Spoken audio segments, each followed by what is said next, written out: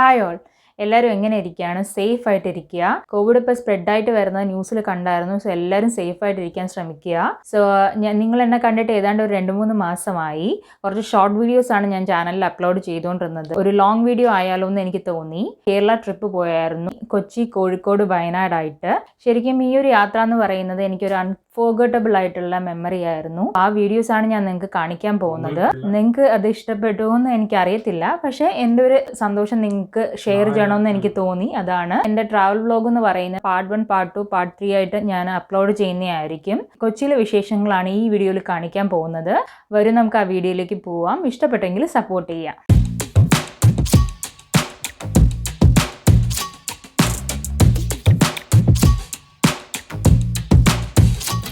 അങ്ങനെ പല നാളുകളായി പ്ലാൻ ചെയ്ത ട്രിപ്പ് സഫലമായി. പോറൂർ ടോളിൽ നിന്നാണ് കൊച്ചിയിലേക്ക് പോകാനുള്ള ഞങ്ങളുടെ ബസ്. 8:15-നുള്ളതാണ്. വെള്ളിയാഴ്ച ദിവസമായതിനാൽ നാട്ടിലേക്ക് പോകാനുള്ള ആൾക്കൂട്ടം ഉണ്ടായിരുന്നു. നിങ്ങളുടെ മുമ്പിൽ ഒരു സ്മൈൽ.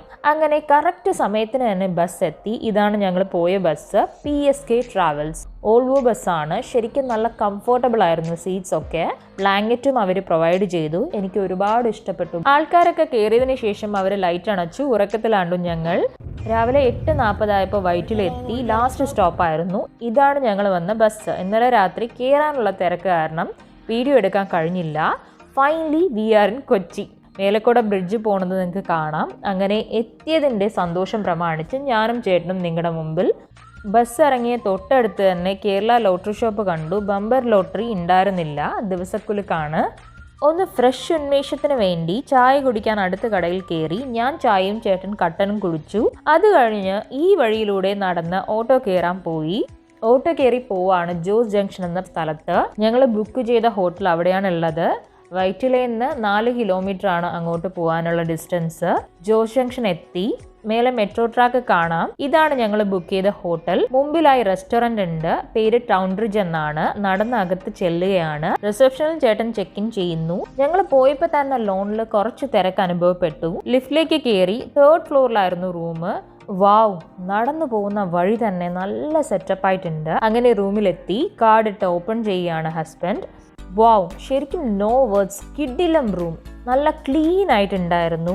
റൂമിലെ കർട്ടൻ മാറ്റി നോക്കിയപ്പോൾ നേരെ മെട്രോ കാണാം. ബെഡിന് മേലെ വാൾ പെയിൻറ്റിങ് വളരെ അട്രാക്റ്റീവായിട്ടാണ് തോന്നിയത്. ഹസ്ബൻഡ് TV നോക്കുന്നതിൽ തിരക്കായി. ഇനി നമുക്ക് റെസ്റ്റ് റൂം എങ്ങനെയാണെന്ന് നോക്കാം. നല്ല നീറ്റാണ്. മോയ്സ്ചറൈസർ, സോപ്പ്, ഷാമ്പു ഒക്കെ വെച്ചിട്ടുണ്ട്. അടുത്തത് ടേബിളിലെ കാര്യങ്ങൾ നോക്കാം. Tea dip, Bru coffee, dairy whitener, sugar, water heat ചെയ്യാൻ കെറ്റിൽ ഒക്കെ വെച്ചിട്ടുണ്ട്. Overall decent room. ചിലർക്കിത് വലിയ കാര്യമല്ലായിരിക്കും, പക്ഷേ എനിക്ക് ഈ സെറ്റപ്പ് റൂം കാണുന്നത് പുതിയ എക്സ്പീരിയൻസ് ആയിരുന്നു. അതാണ് ഇത്രയൊക്കെ ഞാൻ എക്സ്പ്ലെയിൻ ചെയ്തത്. കുളിച്ച് റെഡിയായി. ഇനി ഞങ്ങൾ എറണാകുളം കറങ്ങാൻ പോവാണ്. ആദ്യം ബ്രേക്ക്ഫാസ്റ്റ്. ഹോട്ടലിന് അടുത്ത് തന്നെയായിട്ട് ഒരു തമിഴ് റെസ്റ്റോറൻറ്റ് ഉണ്ടായിരുന്നു. Arya Bhavan vegetarian restaurant. ഇതാണ് അകത്തെ സെറ്റപ്പ്. ഞങ്ങൾ 2 ആളും ദോശയും ഓരോ വടയും ഓർഡർ ചെയ്തു. ഭക്ഷണം ഓക്കെ ആയിരുന്നു. പിന്നെ അവിടെ നിന്ന് ഓട്ടോ പിടിച്ചു. പോവാൻ പോകുന്നത് കേരള ഫോക്ലോർ മ്യൂസിയത്താണ്. ഇതുള്ളത് തേവര എന്ന സ്ഥലത്താണ്. പോകുന്ന വഴിയിൽ പാർത്താസ് ആൻഡ് ഫ്രണ്ട്സ് ഒക്കെ കണ്ടു. നിങ്ങൾ ഈ കാണുന്നതാണ് തേവരയുള്ള സേക്രഡ് ഹാർട്ട് സ്കൂള്. വലിയ സ്കൂള്. പുറത്തെന്തോ സ്പോർട്സ് നടക്കുകയാണെന്ന് തോന്നുന്നു. കുട്ടികളുടെ കൂട്ടം കാണാം. അങ്ങനെ മ്യൂസിയത്തെത്തി. ഇത് ഫോർട്ട് കൊച്ചിയിൽ വരുന്ന സ്ഥലമെന്ന് ഓട്ടോ ഡ്രൈവർ പറഞ്ഞായിരുന്നു. കയറിയതും അടുക്കടുക്കുള്ള വിളക്ക് ചെയ്തു വെച്ചിട്ടുണ്ട്. ശരിക്കും മ്യൂസിയം പുറത്തുനിന്ന് കാണാൻ നല്ല അട്രാക്റ്റീവ് ആയിരുന്നു. ഇതിൻ്റെ ഫൗണ്ടറിൻ്റെ ഫോട്ടോയും പേരും മുമ്പിൽ തന്നെ വെച്ചിട്ടുണ്ടായിരുന്നു. അദ്ദേഹത്തിൻ്റെ പേര് ജോർജ് J. താളിയത്ത് എന്നാണ്. മ്യൂസിയത്തിൻ്റെ ഒറിജിന്, ഹിസ്റ്റോറിക് തിങ്സിൻ്റെ കളക്ഷൻസ്, ആർക്കിടെക്ചർ, തിയേറ്റർ ഒബ്ജക്റ്റീവ്സിനെ കുറിച്ചൊക്കെ ഈ ബോർഡിൽ എഴുതി വെച്ചിട്ടുണ്ട്. ഈ കാണുന്നതാണ് മ്യൂസിയത്തിന്റെ റിസപ്ഷൻ. ടിക്കറ്റ് എടുക്കാനുള്ളത് ഇവിടെ നിന്നാണ്. 100 രൂപയാണ് എൻട്രൻസ് ടിക്കറ്റ്. രവിവർമ്മ പെയിന്റിങ്സ് ഒക്കെ റിസപ്ഷനിൽ നിങ്ങൾക്ക് കാണാൻ കഴിയും. റിസപ്ഷൻ തന്നെ നല്ലൊരു പ്ലസന്റ് അറ്റ്മോസ്ഫിയർ ആയിട്ടാണ് ഞങ്ങൾക്ക് തോന്നിയത്. മ്യൂസിയത്തിന്റെ കാഴ്ചകൾ കാണാൻ അകത്തേക്ക് കടക്കുകയാണ്. ചേട്ടൻ ഷൂട്ട് തുടങ്ങി. പുരാതന കാലത്തിന്റെ രാജകുമാരുടെ ഫോട്ടോസ് മേലെ വെച്ചിട്ടുണ്ട്. അർജുനന്റെയും ശ്രീകൃഷ്ണന്റെയും പ്രതിമകളാണ്. 17-ാം നൂറ്റാണ്ടിലാണ് ഇവ ബിൽഡ് ചെയ്തത്. വുഡിലെ ആന. വാവ്, മ്യൂസിയത്തിന്റെ ആർട്ട്, കൾച്ചർ, കളക്ഷൻസ് ഒക്കെ കാണാൻ നല്ല ഭംഗിയുണ്ടായിരുന്നു. ഈ കാണുന്ന പ്രതിമകൾ കൃഷ്ണന്റെ വാഹനങ്ങളാണ്. 18-ാം നൂറ്റാണ്ടിൽ ആണ് ഇവ ബിൽഡ് ചെയ്തത്. വളരെ അതിശയകരമായാണ് തോന്നിയത് ഇതൊക്കെ കാണുമ്പോൾ. അനന്തൻ്റെ പ്രതിമ, ഗണപതി, രാജ്യസദസ്സിലെ പാട്ടുകാരൻ, ഒരു ജൈന സന്യാസി, മണിച്ചിത്രത്താഴ് സിനിമയിൽ കാണുന്ന ഡോറ്. വാവ്, നാഗവല്ലിയെയും നകുലനെയാണ് ഇത് കാണുമ്പോൾ എനിക്ക് ഓർമ്മ വന്നത്. പലതരം ആർട്ട് ഫോംസിന്റെ മാസ്കുകൾ, ക്രൈസ്റ്റ് ചർച്ചിന്റെ സ്റ്റാച്യൂസ്, പിന്നെ കാണാനിടയായത് തബലകളും പുരാതന വിളക്കുകളുമാണ്. മുസ്ലിംസിന്റെ കൾച്ചർ ഓർമ്മപ്പെടുത്തുവാൻ അവർ നിസ്കരിക്കുന്ന മാറ്റ്, കാളയുടെ തല, പലതരത്തിലുള്ളത് കാണാൻ, ബുദ്ധൻ്റെ തല, പഴയകാലത്തിൽ ഉപയോഗിച്ച ജുവൽ ബോക്സ്, യൂട്ടൻസിൽസ്. ഈ കാണുന്നത് തെയ്യം ആർട്ട് ഫോംസിൻ്റെ കളക്ഷൻസ് ആണ്. പിന്നെ ആൻറ്റിക്കിൻ്റെ പാത്രങ്ങൾ, പൂജയ്ക്കൊക്കെ ഉപയോഗിക്കുന്ന സാധനങ്ങൾ കാണാൻ നിങ്ങൾക്ക്. ഇദ്ദേഹമാണ് ഫൗണ്ടർ ജോർജ് താളിയത്ത്. ഈ ഒരു മ്യൂസിയം മെയിൻറ്റെയിൻ ചെയ്യുന്ന അവരുടെ ഫാമിലിയാണ്. അടുത്ത ഫ്ലോറിൽ ഒരുപാട് ഹിസ്റ്റോറിക്കൽ സ്റ്റാച്യൂസ് കാണാൻ കഴിഞ്ഞു. കൊടുത്ത കാശ് ശരിക്കും വേർത്തായിട്ടാണ് ഞങ്ങൾക്ക് തോന്നിയത്. ബിക്കോസ് അത്രയ്ക്ക് കാണാനുണ്ട് ഇവിടെ. പഴയകാല ജ്വല്ലറി, തെയ്യം കലാരൂപം, ആ ആർട്ട് ഫോമിൻ്റെ ഡ്രസ്സ്, മാസ്ക് കറക്റ്റായിട്ട് കളക്ട് ചെയ്ത് അവർ വെച്ചിട്ടുണ്ട്. ഈ ആർട്ട് ഫോം കാണപ്പെടുന്ന നോർത്ത് കേരള ഭാഗത്താണ്. ഉത്സവ സമയത്തും അതുപോലെ ഓണ സമയത്തൊക്കെയാണ് ചെയ്യുന്നത്. കാണാൻ നല്ല ആകർഷിതമായാണ് തോന്നിയത്. യേശു ക്രിസ്തുവിൻ്റെ പ്രതിമ അവിടെ ഞങ്ങൾ ഒരുപാട് കണ്ടു. പക്ഷെ എല്ലാം വീഡിയോയിൽ അങ്ങ് പകർത്താൻ പറ്റിയില്ല. പിന്നെ ഞങ്ങൾ മ്യൂസിയത്തിൽ നിന്ന് കുറച്ച് ഫോട്ടോസ് പകർത്തി. കൊച്ചി വന്ന മസ്റ്റ് വിസിറ്റ് പ്ലേസ് ആണ് ഈ മ്യൂസിയം. നല്ല എക്സ്പീരിയൻസ് ആയിരുന്നു. നിങ്ങളും വന്നാൽ ഇവിടെ വിസിറ്റ് ചെയ്യാൻ നോക്കുക. അവിടെ നിന്ന് ഓട്ടോ കയറി പോവാൻ പോകുന്ന ഫോർട്ട് കൊച്ചിയിലുള്ള മട്ടാഞ്ചേരി ചർച്ചിലാണ്. അങ്ങോട്ട് പോകുന്നത് വെല്ലിംഗ്ടൺ ഐലൻഡ് ക്രോസ് ചെയ്താണ്. നേരെ കാണുന്നതാണ് കൊച്ചി കായൽ. പിന്നെ ഹാർബറും കാണാൻ കഴിഞ്ഞു. ഇവിടെ നിന്നാണ് ലക്ഷദ്വീപിലേക്കൊക്കെ പോകാൻ ഷിപ്പ് കയറുന്നത്. ഇത് തോപ്പുംപടി എന്ന് പറയുന്ന ജംഗ്ഷനാണ്. അത്യാവശ്യം നല്ല ക്രൗഡ് ഉണ്ട് ഇവിടെ.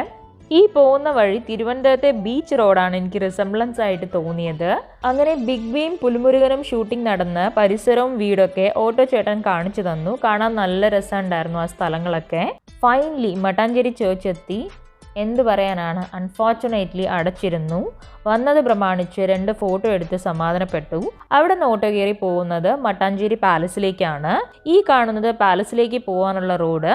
നല്ല പ്രകൃതി ഭംഗിയുള്ള കാഴ്ചകളാണ് ചുറ്റും കാണാൻ കഴിഞ്ഞത്. നേരെ ഒരു അമ്പലവും അടുത്തായിട്ടുണ്ടായിരുന്നു. അങ്ങനെ പാലസ് എത്തി. സ്റ്റെപ്പ് കയറി പോവാണ്. ഈ കാണുന്നതാണ് റിസപ്ഷൻ. ഒരാൾക്ക് 5 രൂപയായിരുന്നു എൻട്രി ടിക്കറ്റ്.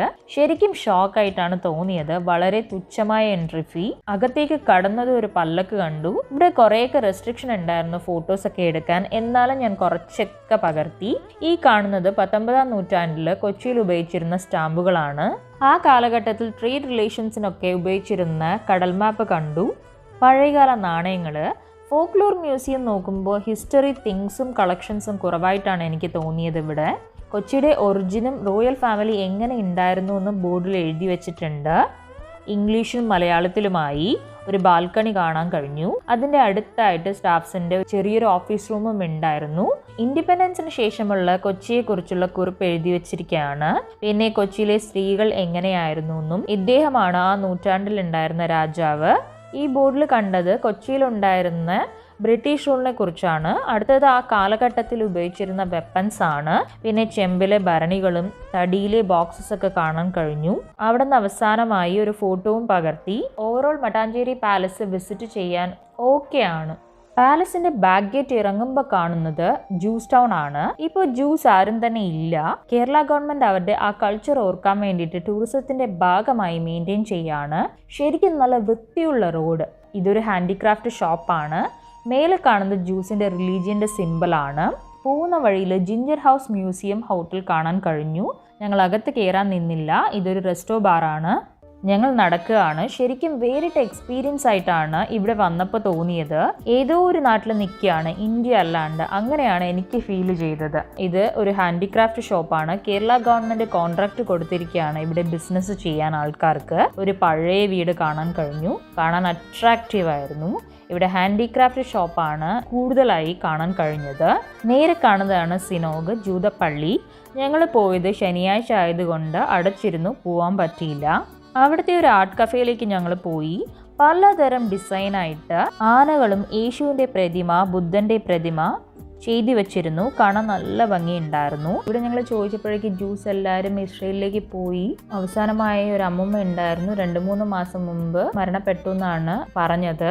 പിന്നെ കുറച്ച് ഫോട്ടോസ് പകർത്തി അവിടുന്ന്. ഞങ്ങൾ വീണ്ടും ഓട്ടോ കയറി ഭക്ഷണം കഴിക്കാൻ പോവാണ്. ഗാസ കിച്ചൺ എന്ന് പറയും ഹോട്ടലിലേക്കാണ് പോയത്.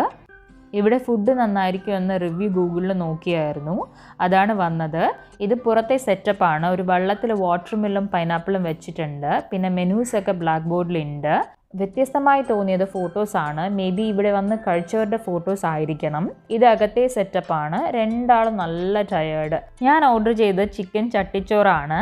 ഇവിടുത്തെ സ്പെഷ്യലാണ്. പപ്പടവും ചിപ്സും ചിക്കൻ പൊരിച്ചതും ഗീ റൈസും ചിക്കൻ കുറുമയും ചേർത്തുള്ള വിഭവം. സത്യം പറയാലോ, അവർ പറഞ്ഞ അത്രയ്ക്ക് അടിപൊളിയായി തോന്നിയില്ല. ഇവിടെ ഓക്കെ ആയിരുന്നു, കഴിക്കാം. ചേട്ടൻ ഓർഡർ ചെയ്തത് ഊണായിരുന്നു, അത് നല്ലതായിരുന്നു. കഴിച്ചിട്ട് അടുത്തത് എവിടെ പോയെന്ന് ഞാൻ അടുത്ത വീഡിയോയിൽ നിങ്ങൾക്ക് കാണിക്കാം. ഈ ഒരു ട്രാവൽ വ്ളോഗ് 1-2 വർഷത്തിന് ശേഷമുള്ള എൻ്റെ പുതിയൊരു എക്സ്പീരിയൻസ് ആണ്. ഈ ഒരു വീഡിയോ ഇഷ്ടപ്പെട്ടെങ്കിൽ ലൈക്ക് ചെയ്യുക, കമൻറ്റ് ചെയ്യുക, സബ്സ്ക്രൈബ് ചെയ്യുക, മറക്കാതെ ഷെയറും ചെയ്യുക. എന്തെങ്കിലും തെറ്റുകുറ്റങ്ങളുണ്ടെങ്കിൽ ക്ഷമിക്കുക.